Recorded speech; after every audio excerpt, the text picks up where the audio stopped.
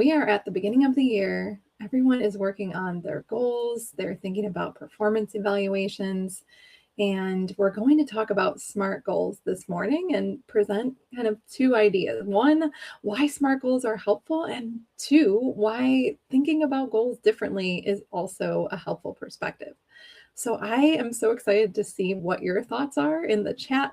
Please just drop your comments, your questions, your reflections, what you've seen be helpful, and anything else that pertains to this topic today, because I'm so intrigued to see what your views are on it. But as we think about the typical way that goals are set in this SMART goal framework, and think about our upcoming or our recent performance reviews, depending on what time of year you're having those, how many of us feel like we look at those goals and even if we've achieved them, we still feel like we're falling behind? We still feel like we fell short of something. We still feel like we could have pushed more. Maybe we feel like that goal could have been bigger if we set it and achieved it.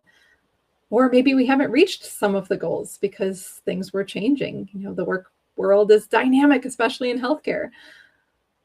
Maybe that sits with you.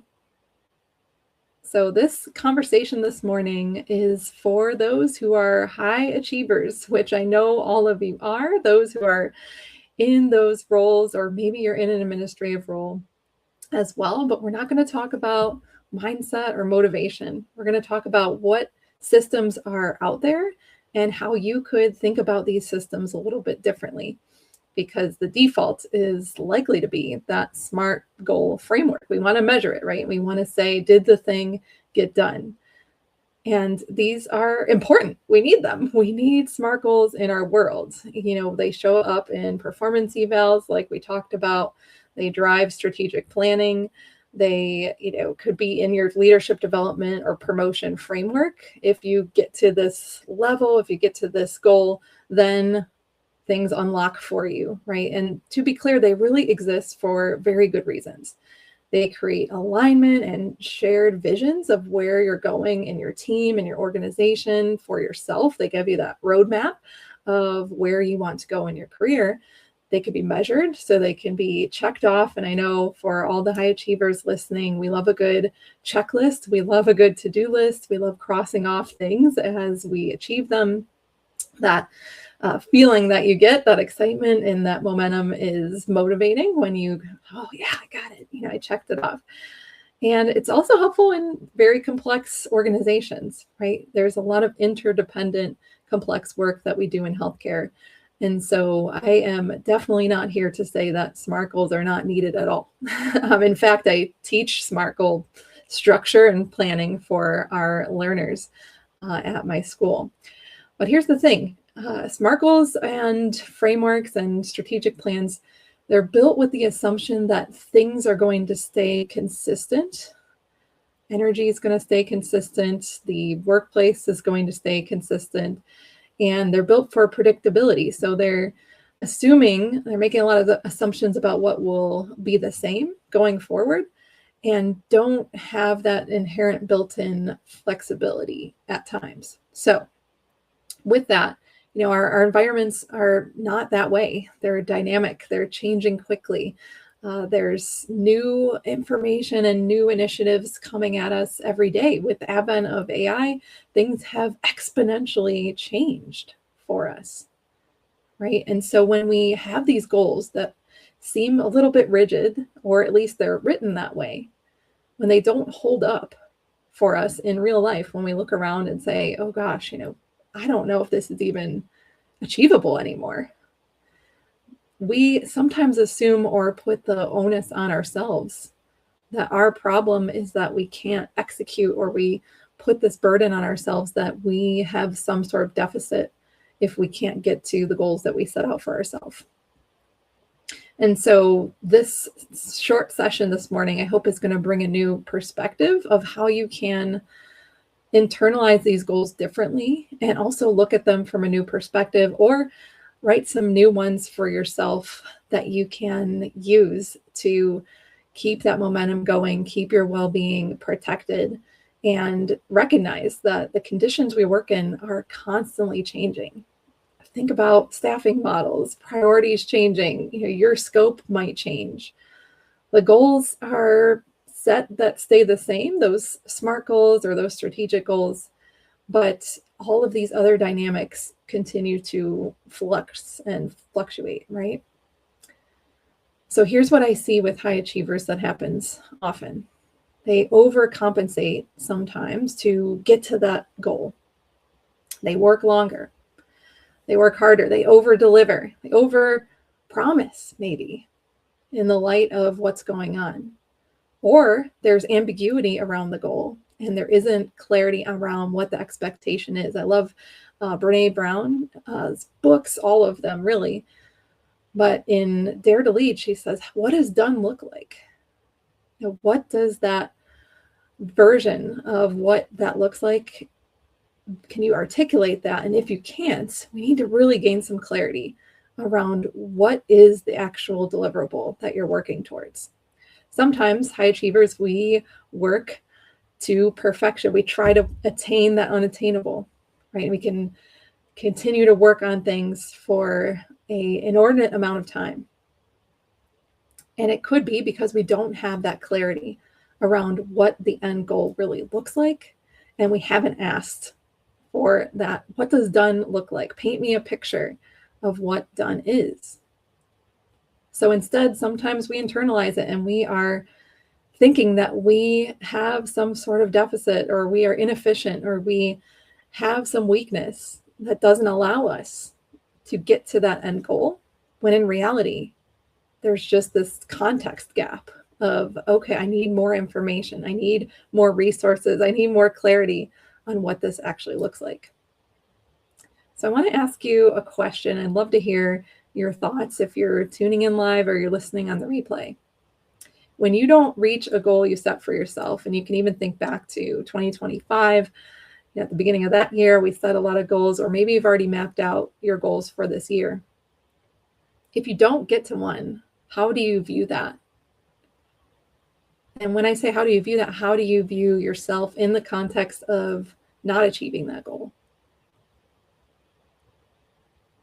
Do you see it as feedback? Do you see it as a growth opportunity? Do you see it as, on the other hand, a deficit? What do you tell yourself? What's that story you're telling yourself if you don't get to one of the goals that you set or a goal that was given to you? And this year, how do you want to talk to yourself differently? Are there adjustments that you want to make when you're looking at your own performance and you're doing that self-reflection? Maybe you're getting ready for your next performance review. How do you want to prepare yourself? What's that internal dialogue that you want to have going into those conversations? Yeah, I'm not here to say at all to abandon SMART goals completely. The most effective leaders, they are flexible with them. They don't let them become this rigid thing that can't be changed. They're directional. They set vision, right? They give us a guide of where we want to go, but we can recognize that they're not these fixed contracts. They're not permanent. Some questions we can ask about those SMART goals that we've either set or have been given to us as we move throughout this year are, does this goal actually align with reality? What's going on currently? Are there adjustments that need to be made? Are there any trade-offs that we need to make to actually achieve this? Is the timing right? What's the level of impact of this goal? And is it sustainable? We're not lowering the bar in any way. We are judging and looking at it and saying, okay, based on what I know, based on the dynamics of the workplace that are happening, the shifts in healthcare that are happening, which are tremendous, the shifts in priorities that I'm seeing that are coming through the organization, I'm allowing that flexibility to be able to shift and evolve even when things are set. And I'm giving that feedback, I'm having those conversations with others so that they're aware that, okay, we set this goal, we might need to reevaluate and adjust. So instead of asking, did I hit the goal? We can internalize this a bit differently and ask ourselves different questions. Was this goal the right priority given what's changing? Given what we know about everything that is shifting? Is this still in alignment? What new challenges came up that we didn't anticipate? What new obstacles emerged that we really didn't see at the time that we were planning? And so importantly, what is actually sustainable? Are there things that need to be deprioritized or things we need to stop doing? I know as high achieving people, we add and add and add. But when is the last time that you, your team, you took a look at what you were doing and you said, okay, this no longer makes sense given everything else that's going on. This no longer makes sense given the priorities of where we are going in the future. This no longer makes sense given the resources that we have. There's a lot of ways that we can look at these goals differently and think about who you want to be, who you are becoming as you are moving throughout this year. These are strategic questions for you. So I'll leave you with this. I want to keep these lives very short. SMART goals are useful. But as you are growing, as you're evolving, you need a more nuanced relationship with your progress and your performance. You can meet those expectations, you can meet those goals, but you could still critically evaluate, you can still critically reflect and refine on how success is defined for you. You don't need to add this additional pressure to yourself. You need to give yourself permission to ask these questions, to be discerning. And if this conversation resonates with you, it may be that you're ready to approach things differently. Maybe you want to engage with goal setting or your performance, how you look at it, how you look at your well-being in the context of all of this in your leadership. And maybe you're ready for a change. This is exactly the kind of work that I do with my clients. We look at a big picture.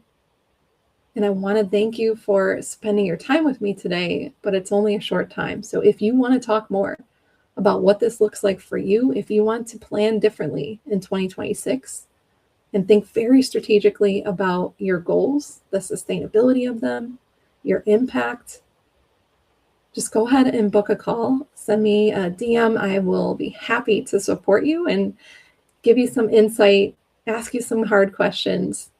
I would love, love, love to help support you this year. So if you are interested, let me know. Thank you so much for tuning in this morning. Happy Friday. Excited for the weekend. I hope yours is a great one.